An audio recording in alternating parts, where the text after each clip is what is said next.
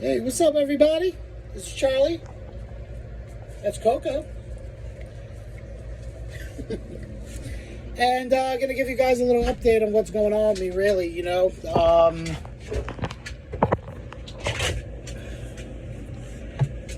I am totally off the grid on BLM land. For the people that watch my Instagram and stuff, know that this is a dream come true for me. I was heavily inspired by Bill Wells from Cheap RV Living. I've been preparing a long time to do this. I finally took the jump. And, you know, this was not a smooth journey. A lot of things went wrong, from flat tires to flash floods and, you know, difficulty with finances, right? Because I just took this jump and I didn't have financial security. At the same time, prior to this journey, I was selling artwork, and you know, I had a little studio set up, and I was creating this artwork, and people were buying it. And then I kind of had to take a jump and take off, and got behind in artwork. So I'm still behind. So to send out these canvases and everything like that, it costs money, and I had to get some things up and running before I could send out those canvases and other things people ordered, and that takes time, and I've been running around, and I'm finally getting settled. But I feel like I made a really good move, and I reached out to I love solar, and I'm amazed by solar and solar power. And I do have 1,000 watts of solar on my roof of my RV. It is not enough to keep up with the heat out here, so I have a generator to supplement and charge my batteries as well, which is not a problem, and it's been going real smooth. For a generator, I have a Predator 3500 from Harbor Freight. This is the second time I had this generator, and it runs flawlessly, and it is truly, truly amazing. I also, for my solar, I have a Bluetti AC300 with two B300 batteries, so that's 6,000 watt hours stored, and that also runs flawlessly. So this has been a pleasant, comfortable experience so far as like power wise. I never went without electricity or air conditioning. So actually that's not true.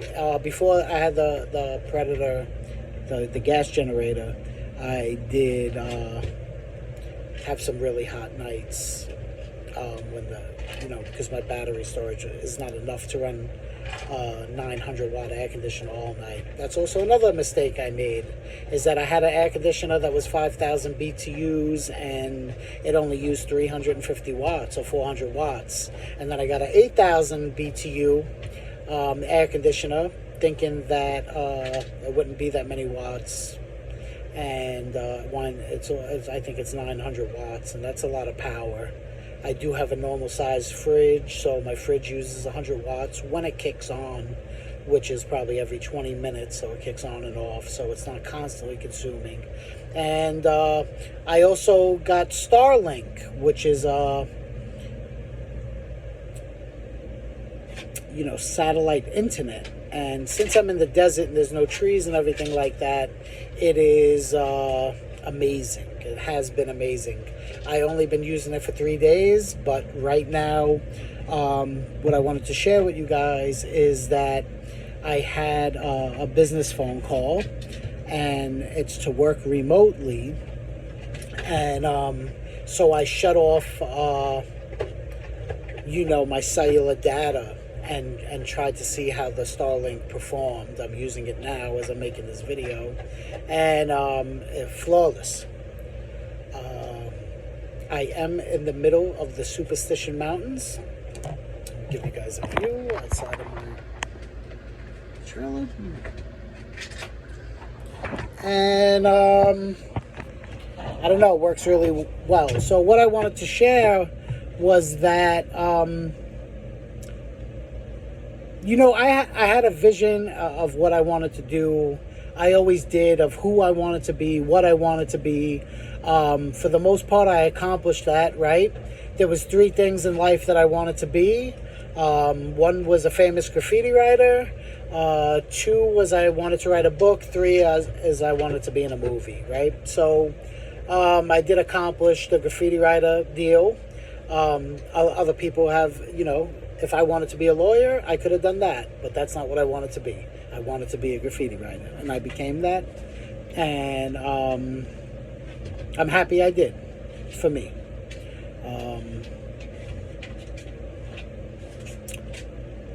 As far as being in a movie, I am in a B film. It's called Here 1 Minute. It's not a B film. It's an independent film. It's called Here 1 Minute. It's by Eleanor Gaver. And I want to be in something. I just took headshots recently. So Hollywood is close to where I live. It's like 6 hours away. So it would be great to get like a manager. But I took headshots, and that's step 1. So I just did that recently. So what I'm trying to tell you is that I had dreams, and I'm living my dream. And I lived my whole life living my dream. There was a lot of bumps in the road. I went to jail a lot of times. I've been in a lot of trouble. I've been through a lot of physical pain, emotional pain.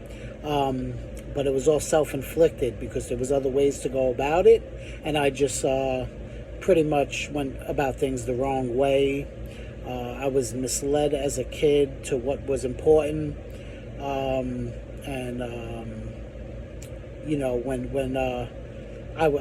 an extreme person, right? I mean, I live in the desert. It's 117 degrees. So that gives you, in a nutshell, give you a little insight to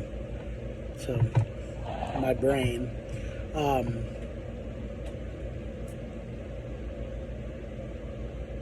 Anyway,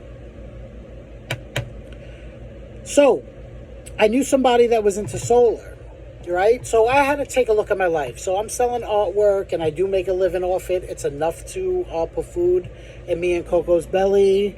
It's enough to make my trailer payment, and it's enough to get all the little gadgets I need, such as StarLink or little things, right? A couple hundred things that cost a couple $100 here and there. I have a dryer, it costs a couple $100. I have a washing machine, it costs a couple $100. I bought a telescoping ladder yesterday that was $100. So these are all things that I need. So my needs are met, right? But it would be nice to have some money put away, right? So I said, what would I love to do for a living? And number 1, I know you guys are probably going to think I'm super crazy, but I don't want to leave Coco at all, ever. I want to be with Coco 24 hours a day, right? And that's originally why I stopped working. I hated leaving her in the house. I bring her everywhere with me. I bring her in every store. And I don't like to leave Coco. So I thought I would love to work remotely, and what would I like to do? And I'm very amazed by solar and solar power. So I approached somebody with a solar company, and I told him how interested I was in solar, and he gave me a little test, and I didn't know all these things, and he was pretty shocked, and and I was able to say I live off the grid, with solar and stuff, and I really, really love it. And since 2016 to now, which is we're at September 1st, 2022, is I watch solar videos for at least about 3 hours, 4 hours every day. And there was days when I really got into it, I was watching it 10 hours a day, or when I had time. There was times where I had to have normal jobs, but so I started talking to this guy, about solar, and he has a solar company And he starts, oh, what do he starts to talk to me, and he's like, do you want to install? Do you want to sell? And I'm like, look, I don't want to waste your time. I'm not going to do any of that. What my dream, I said, if you're into making dreams come true, right? I want to work remotely from home over the phone. And he goes, yo. Well, I didn't say yo, but you know what I mean. He was like, like an affiliate of mine hit me up yesterday and asked me if I knew anybody that would work remotely. So I'm like, I'm your guy. So that was a month ago. So last night I received the call, and I was in a meeting. I'm in Alcoholics Anonymous. I was in an AA meeting, but something told me I would never look at the phone, but I seen it was a Vegas number, and I thought it was for, I needed a power cord for my solar power generator. So I thought it might be them, so I picked it up, and it was this guy, and so he said, call me back tomorrow. So I called back today, and he's going to get me into the guy's center who told me about this opportunity, and I'm going to train there for a week, and I'm going to start selling solar over the phone. So between that and art, but anyway, I plan on living this life off the grid for the rest of my life. So I'm making the necessary adjustments and not having to go into work and be a slave. I could, kind of like, make my calls in comfort, and I'm really, passionate about solar, so I think it will be a great deal. It might go great, it might not. I mean, it's going to go great because I want it to go great. So there's a lot of money to be made also with solar if you close deals and stuff like that. So, it could be very lucrative. So I'm excited about that. This is my first video that I'm uploading to my YouTube channel off the StarLink. I want to see how long it takes, but I just wanted to give you guys a little update with me for the people that I owe artwork to. Right now, I'm going to get on the artwork, and I'm going to start, I owe out, I make it like it's a lot. I owe out like 4 canvases, like 5 sticker packs. It's like nothing crazy, but these people want this shit, and I owe 2 train maps, and those kids been waiting since I think April. I had people in front of them anyway, so I told them it would be like a month or something like that, but now it's getting like a little ridiculous. And but I take my time with the shit, so like I'm doing a train map with just my name on it a couple times, and I'm on day 3, so I don't know. I put thought into it. What can I say? I'm doing the best I can, and I appreciate all the love and support that I do get. People just get things from me to see me and Coco, I think, like, thrive and be together. People like to see us together, which is funny. Like, they understand. Like, people understand, like, we really want to be free, And, I mean, after I experienced this, like, I'm a big, like, I want everybody to do this. I want you to do it. You personally, I want you, to do this. And you don't need a lot of money to do it. First of all, the bottom line is, like, where I'm at and where BLM land is at, like, millionaires that, they buy these houses with these views. And, you could get a trailer. You could buy a trailer for 5 G's, 3 G's, and you could really hook it up cheaply. A lot of you know that the outside of my trailer is wood. That cost me $140 to do that. It's like a game changer. It looks like a tiny house on a hill, so it's pleasing to the eye. So, like, actually, I got a funny story. I was at a place, I was in a national forest prior to this, and I there was a kid near me, and he was living in his car, and I really didn't want to talk to him. But there was a part of me that's like, maybe, I mean, obviously he's living in his car, so he's having a hard time. So one day I asked him if he needed anything from the store, like a drink, like water or food. And which I don't even really, I have water and shit, I have food, but not enough to be like splurging. But I just felt the need to do that. So, I started talking to this dude, and I kind of started picking his brain a little bit to like, oh, like, where do you stay? And, so he basically, the first day he tells me, and he's like,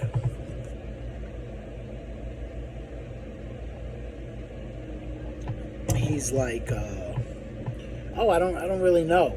I kind of like got real short about it. And I was like, oh, like I didn't really get the answer I was looking for, right? And I could be a big baby and I could get mad and shit about shit like that. I'm trying to work on those type of things. But, I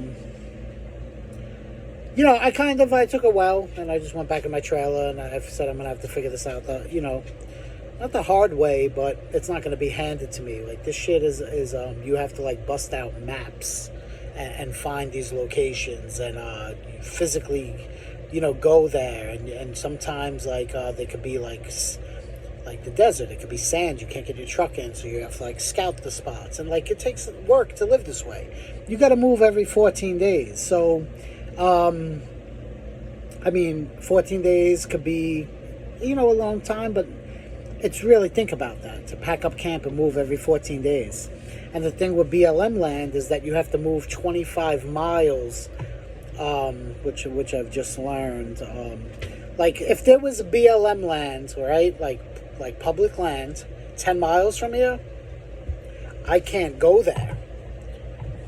So the deal is, there's no public land near me, unless it's like an hour and a half away or 2-3 hours away. So I'm going to have to go 3 hours away. But anyway, I get sidetracked real easy. So the next day, this dude tells me about the spot I'm at right now, right? And there's houses over there. Like nice, Arizona, southwestern houses. And he's like, yeah, we used to be able to go there, but the neighbors come and they like, they're aggressive with guns and shit, and like they're drunk and they come to this place and throw people out. And I understand why, because I see like right across the street, like where the neighbors can't see, but like there's like a broken down car there with someone living in a tent. It's like 117 degrees. I see it's a girl. She's just like laying on the floor. And and they all leave all that garbage. So people leave a lot of that garbage behind. When you come to a place like this, there's no garbage cans. There's none of that. You gotta bring it with you. But every morning I go into town. Coco likes to go for a ride, so I go and I fill up my water jugs. I have 4 5-gallon water jugs. It costs $1.25 to get 5 gallons. So I spend about $5 on gas, whatever that comes out to be. And I have 20 gallons. So I have water every day. I stay on top of my water and my gas for my generator. That's the first things I buy. I'd rather go hungry and have air conditioning than not. So obviously not for Coco. Coco gets everything before me. So this guy tells me about the neighbors and all that. So, I get put in a position to where I was supposed to go somewhere, but it wasn't for me. There was wild dogs, and they would attack Coco, and I was given, like, the scoop by, like, the natives from the area, and they were like, oh, yeah, well, there's packs of wild dogs, so if you walk, like, out of this square, they're going to attack Coco, and all that. I'm like, yeah, and it was nighttime, so to find, it's pitch black out here. So I was far away. I was about an hour away, and it wasn't a good spot. It was starting to get dark. So I came back to this land where I wasn't supposed to be. I parked on the side of the road, so if, like, these forest rangers seen my trailer again, because it's so noticeable. Maybe another mistake I made was by making it, my shit stands out. So it's like, I'm the type of person you see once, you don't forget. It's the same thing with my trailer. You see my trailer once, you're not going to forget it. So they're very aware that I'm here, which I do like in a way, because safety reasons, all types of shit, because they're getting familiar with me. They come and knock on my door, and I get pissed off about it, but I think they're just trying to feel me out and see what the deal is. But so I moved. So that night I pulled over on the side of the road. In the morning I woke up, and this is the spot with the neighbors that come here with guns, and so that day I moved here in the morning, and then the park rangers came to my door, and I guess they were trying to see what type of person I was, and they were aggressive with me at first, and then once I started talking, they got cool and actually took mad time to explain things to me, probably a half hour. So they were engaged with me, and they definitely were standing in the hot ass sun, trying to teach me things. So that was very nice and kind. And there was another lady too. I forget her name. I have a card up there. Just sometimes I don't know shit, and I'll fucking text her. But I thought about texting her when I was on the side of the road. They don't want to be bothered, but whatever. It's good to build relationships with them, because they can make you or break you. Really, that's what it comes down to, right? You want to have good rapport with these people, because they could make life very hard for you. They could kick you off the land. They could, you have rights and you don't. You know how cops are. You could say you can't arrest me, but they're fucking arresting you. So I choose to be cordial with them.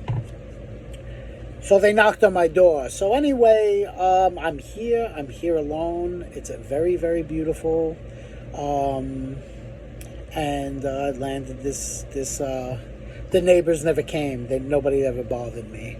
And now I'm landing this solar job, which I'll be able to work just like this from this desk, right from this area. And like I said, it's lucrative. You know what I'm saying? You make $2,000 a sale, and you're supposed to make $3 a week. I did make that kind of money before, and it made me depressed. But now I think that it's on my own terms. Working at my own pace. That's up to me, my commission's up to me and everything like that. So that's that. I'm gonna start trying to produce videos every day and give you guys more insight on my life and some of the tools that I use to survive this way. And maybe eventually, when the YouTube channel takes off, I'll be able to review products.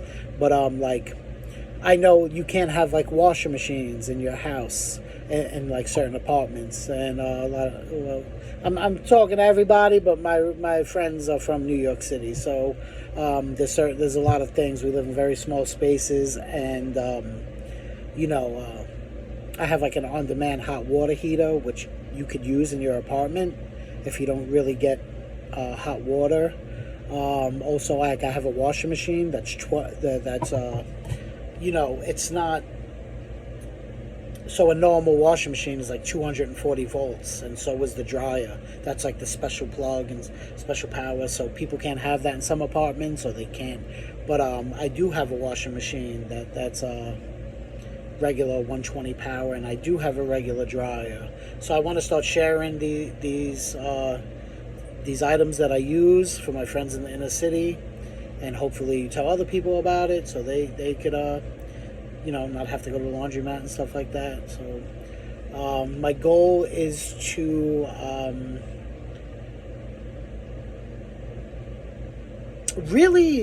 my goal is, I would love like if a blackout happened or something like that you had electricity and were able to use your microwave, and these are all the things I learned.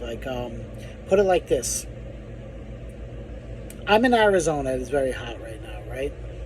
So what I've learned is that in the summertime in Arizona, I'm going to have to go higher up in elevation. That means Flagstaff and stuff like that, where it's at night it gets 60 degrees. Or in the day it might be, 75 instead of 117, whatever it is, So that's what I'm going to start doing in the summer.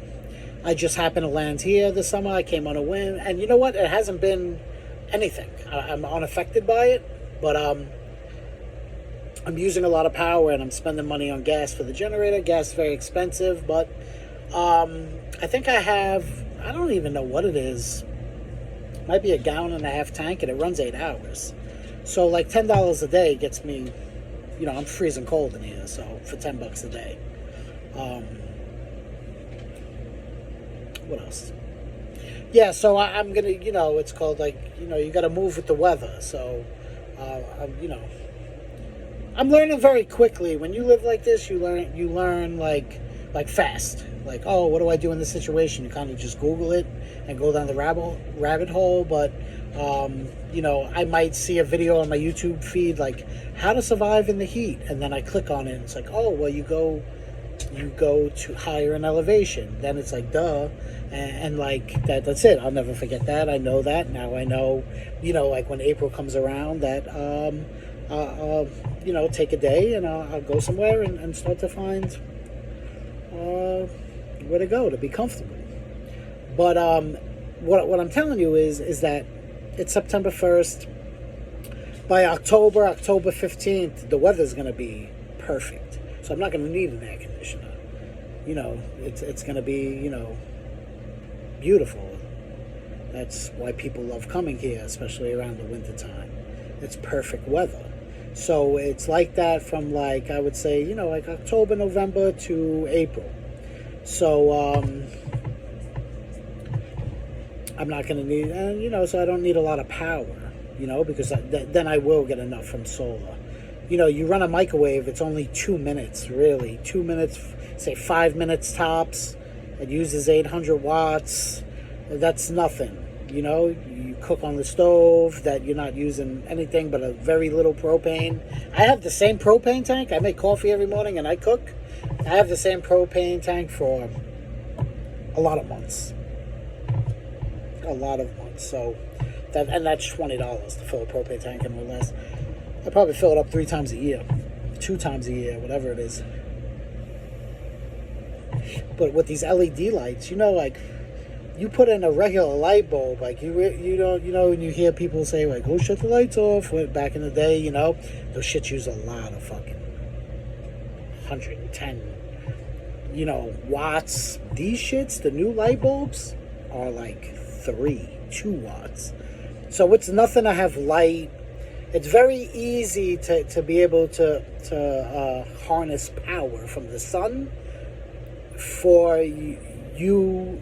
The biggest problem with solar is that, like a heater, things that create heat, and things that create, like an air conditioner, cold, it uses a lot of power. So temperature, things that create, your comfortability levels, those take a lot of power.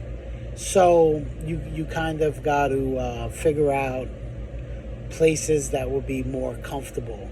And I'm probably going to take this big AC out. I'm going to add more solar. I'm going to get more solar panels that I might make a rack for my truck where I can slide them in, like how glass companies have glass, but where I could have another. Then I'd be able to run the air conditioner because I could just put them out, lay them down and back of the trailer or whatever, and they'll be able to give me some power. But anyway, I don't want to ramble. If you found this channel, I'm here to put people on of how to live comfortably on very little. And I always, I'll share one more thing with you. I was in Florida, right? And A1A, if anybody knows what that is. That's Oprah Winfrey has a house there, Donald Trump. And these places are castles, right? And this goes on for miles, tens of miles, right? Of all these castles on the water. And the people that own these castles are only there, right? They own these castles.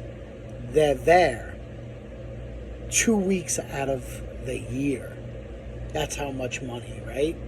And I started to get the idea of like, yo, I could go in their backyard and set up a tent and like live the dream, because like it don't really rain in Florida either, and then like the weather's paradise most of the time. And I was like, I could just live in like a North Face tent.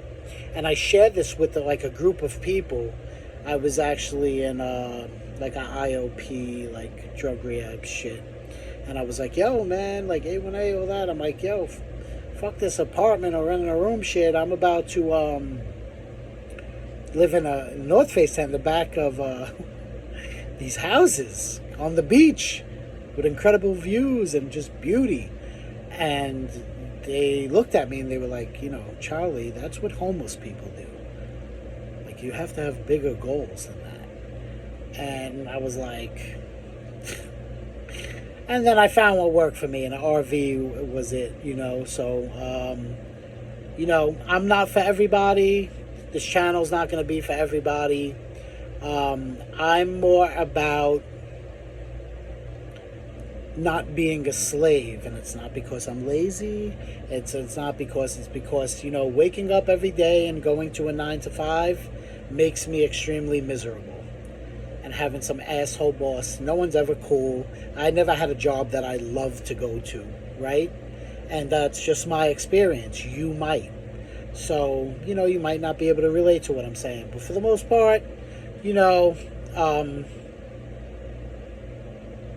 all these jobs that I had, they could give a shit less about you. They give you as least money as possible, as least benefits as possible. They won't even give you fucking dental or like eye. It's like everything is like shit. The whole system is fucked.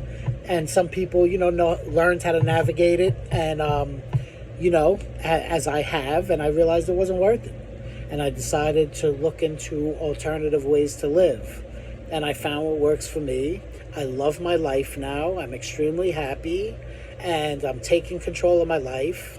There's plenty of options out there that you could work remotely from home or anywhere, right? Like where I'm at.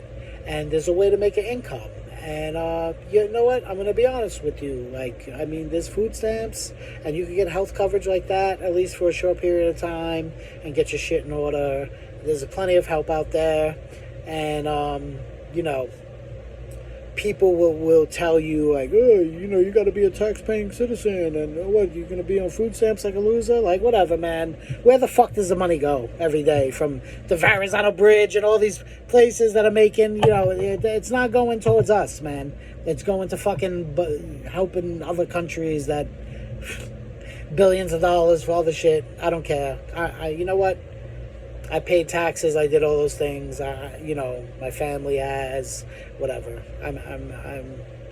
I'm okay with taking some government shit if I have to, and also if I can't get government shit, I'm okay with that too. But I'm choosing to live a life that I want to live, and however I got to do that, I'm gonna do it. And I'm going to be okay no matter what at the end of the day. I'm not going to go hungry. I'm not going to be starving. I'm not going to be homeless. And as long as I do the right thing and I'm not some drug addict asshole, I'm going to, prosper. So you guys are going to grow with me on this journey. We're going to figure out what works and what don't. And hopefully I can inspire you to start taking control of your life. Realizing what I know, a lot of people have children, and there's a lot of things they can't get away from. But you do have vacation time. You do have weekends. It's obviously time management, but there's a way that you could do this even on the weekends and get away real free. And you know what? You're in control of your life, and you could make the necessary changes. Somehow, when there's a will, there's a way, and you could live a life that you think you want to live. I know people that live this life that they went into a house recently and they're like, you know what, it's not for me, and that's okay. I've been living in this RV for 5 years, and it's for me. I'm not opposed to anything. There's that saying, nothing's constant but change. I could get married and live in a house 6 months from now. I don't know. But like I said, I had a dream. I'm living it right now, and it's amazing. And I love you guys, man. Peace. Say bye, Coco. Coco Bean. Are you mad at me? Yes, you are. Little kitty face. Over and out.